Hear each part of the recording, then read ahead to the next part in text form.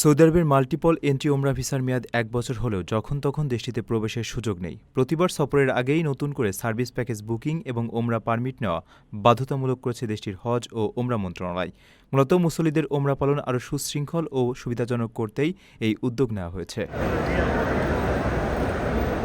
Gulf নিউজের প্রতিবেদন অনুযায়ী ইস্যুর তারিখ থেকে ৩৬৫ দিন পর্যন্ত বৈধ থাকা এই ভিসায় একাধিকবার সৌদি আরবে যাওয়া যাবে। তবে পুরো বছরের মোট অবস্থানের সময়সীমা কোনোভাবেই ৯০ দিনের বেশি হতে পারবে না। নিয়ম অনুযায়ী প্রত্যেকবার সফরের আগেই নুসুক প্ল্যাটফর্ম থেকে অনুমোদিত প্যাকেজ কিনতে হবে এবং অ্যাপ থেকে পারমিট সংগ্রহ করতে হবে। এক্ষেত্রে পারমিট ও প্যাকেজের তারিখ অবশ্যই এক হতে হবে।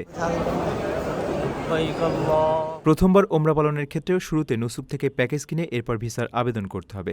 সৌদি আরবে প্রবেশ ও প্রস্থানের তথ্য স্বয়ংক্রিয়ভাবে হালনাগাদ হবে, যাতে ৯০ দিনের কোটার সঠিক হিসাব থাকে।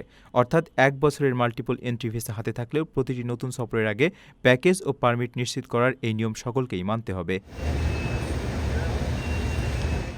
আপনার স্বপ্নগুলো আকাশ ছুবে প্রবাসীর হেলিকপ্টারের মাধ্যমে। বিয়ে, জন্মদিন অথবা যে কোনো বিশেষ প্রয়োজনে হেলিকপ্টার ভাড়া করতে যোগাযোগ করুন স্ক্রিনে দেয়া নাম্বারে। প্রবাসীর হেলিকপ্টার, নিরাপদ ও সাশ্রয়ী বাহনের বিশ্বস্ত নাম।